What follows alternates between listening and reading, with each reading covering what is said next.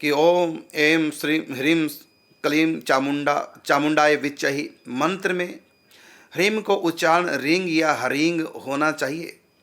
तो मैं कहना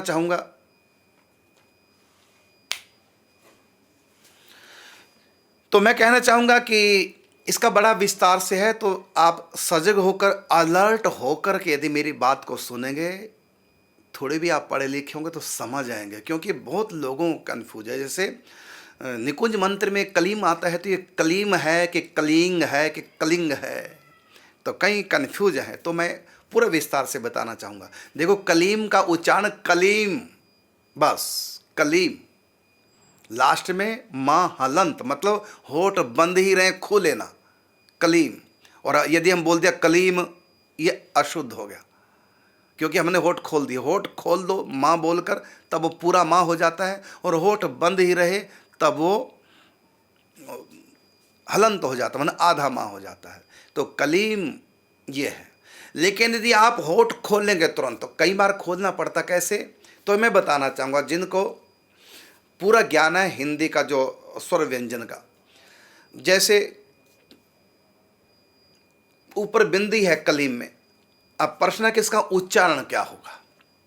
यदि केवल कलीम है, इसका उच्चारण होगा कलीम, कलीम, कलीम, कलीम, इस प्रकार से आप बोलेंगे। यदि आप कलीम के साथ दूसरा शब्द तुरंत जोड़ना चाहेंगे, जैसे कलिंग कृष्णाय नमः, का जोड़ दिया हमने साथ में और तुरंत जोड़ दिया उच्चारण में, मैंने कलीम पूरा बोला और उसके तुरंत बाद का बोल दिया, अब ये हो जाएगा कलिंग।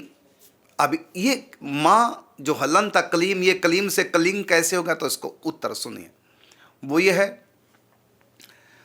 कि बिंदी के बाद, बड़े ध्यान से सुनना, थोड़ा भी आप पढ़े लिखे होंगे, थोड़ा सा भी ध्यान देंगे तो आप मेरी बात को समझ जाएंगे, और आज सदा के लिए आपका ये कन्फ्यूजन समाप्त हो जाएगा कि ये कलीम है कि कलिंग है।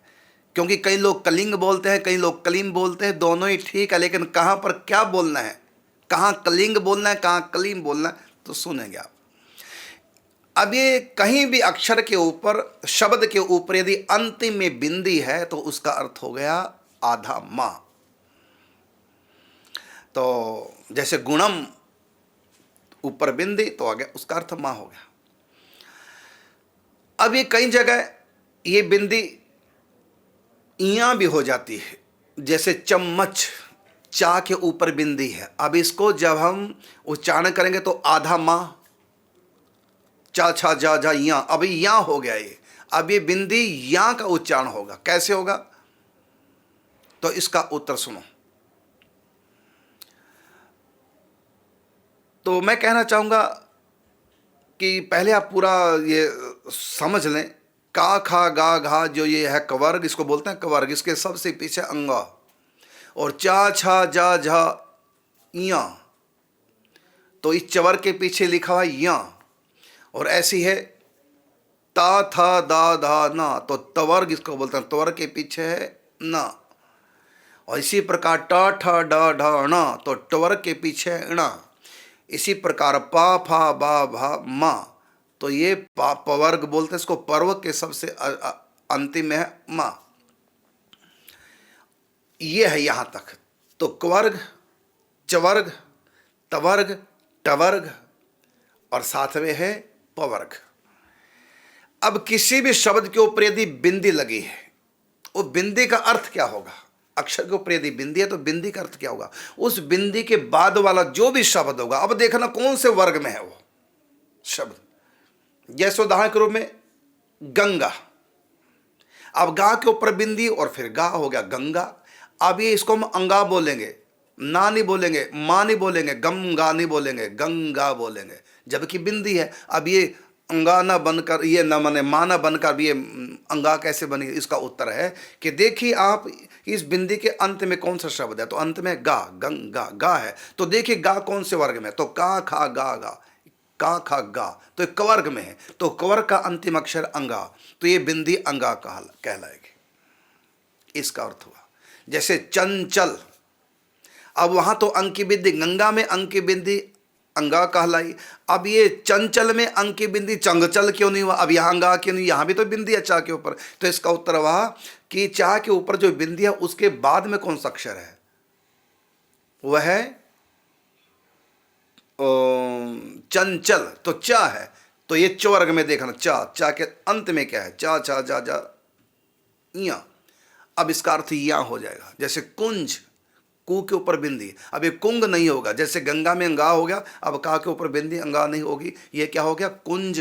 तो या हो गया, अब ऊपर बिंदी या का उच्चारण होगा। क्यों? क्योंकि चवर्ग है और चवर्ग के लास्ट में है या, चा छा जा जा या। अब बिंदी का अर्थ या हो गया। इसी प्रकार जैसे है ठंडा, ठंडा पानी, ठंडा। अब ये ठा के ऊपर जो बिंदी है, अब ये अणा हो जाएगी, आधा अणा। कैसे होगी अणा? क्योंकि टा ठा डा ढा ना, तो ये टवर्ग में आता है, ठंडा। तो डा शब्द बिंदी के बाद आ गया, तो ठा कौन से वर्ग में है? तो टा ठा डा, तो ये टवर्ग में है। तो टवर्ग का अंतिम अक्षर क्या? तो अणा है, तो ये अणा कहलाएगा। ये बिंदी अब अणा बन गई। अब आप समझ गए होंगे। तो सूत्र क्या हुआ? सूत्र ये हुआ कि ऊपर जो अक्षर के बिंदी है उसका उच्चारण क्या करें। तो बिंदी के बाद उस अक्षर के बाद वाला अक्षर देखो कौन सा है, फिर देखो टवर्ग वर्ग कौन से में वो है, तो उस वर्ग का अंतिम जो होगा वो कहलाएगा। तो ये बिंदी क्या कहलाती है? यदि बिंदी के बाद कवर्ग है तो अंगा कहलाएगी, यदि चवर्ग है तो वो बिंदी या कहलाएगी, और यदि तवर्ग है तो वो बिंदी ना कहलाएगी, और यदि टवर्ग है तो वो बिंदी अणा कहलाएगी, यदि वो पवर्ग है तो वो बिंदी मां कहलाएगी। ये इसका अर्थ। अगर कुछ भी नहीं है तब वो बिंदी मां ही कहलाएगी, आधा मां हलंत मां, ये अर्थ है। अब आ जाए आपके इस बात पर। देखिए रूल, तो एम के बाद कुछ नहीं, तो इसलिए बिंदी आधा मां हलंत मां कहलाएगी, एम ऐसे उच्चारण होगा। और ह्रीम, यहाँ भी आगे को बिंदी के बाद कोई अक्षर नहीं है, तो ये आधा मां कहलाएगी, ह्रीम। और कलीम, कलीम में भी बाद में कोई शब्द नहीं, अक्षर नहीं है, तो ये कहलाएगी कलीम, कलीम। ये हो गया इनका अर्थ।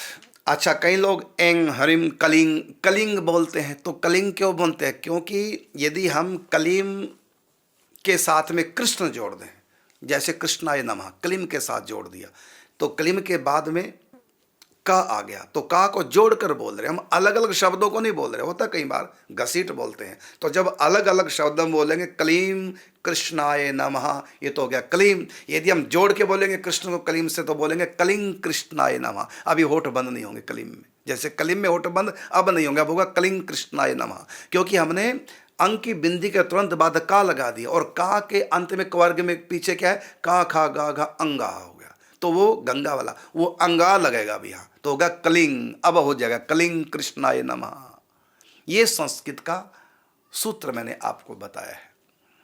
अब आपको पता चल गया होगा, आप हमेशा के लिए आपकी कन्फ्यूजन समाप्त हो गई होगी कि हम क्या उच्चारण करें। तो यदि आप आराम से बोलेंगे, कलीम पहले बोलेंगे, उसके बाद थोड़ा सा कोमा दे करके फिर कृष्ण बोलेंगे, कृष्णाय, तो होगा कलीम कृष्णाय नमः। यदि आप दोनों को इकट्ठे जोड़ देंगे तब बन जाएगा कलिंग कृष्णाय नमः। ये इसका उत्तर है। बाकी है शुद्ध अक्षर कलीम, हरीम, एम, शुद्ध यही है। यदि आप अलग अलग बोलेंगे तो यही बोलेंगे एम, हरीम, कलीम, चामुंडा यही विजय, ये होगा। यदि आप स्पीड से बोलेंगे बस वो अंगा हो जाएगा सबका अर्थ, अक्षर। अगला है कि क्या 16 माला शिवाय नमः की कर सकते हैं, या ओम नमः शिवाय, या ओम नमः शिवाय की कर सकते हैं। मैं एक महिला हूं, आप शिवाय नमः करें और चलते फिरते भी कर सकते हैं। यदि ओम नमः शिवाय वैसे मना किया गया है, और ओम नमः शिवाय पुरुषों को भी बैठ कर करना चाहिए, क्योंकि ये मंत्र है, न कि नाम। हाँ, शिवाय नमः आप चलते फिरते उठते बैठते कर सकते हैं, अपवित्र अवस्था में भी कर सकते हैं, लेकिन ओम नमः शिवाय ये पवित्र होकर करना चाहिए।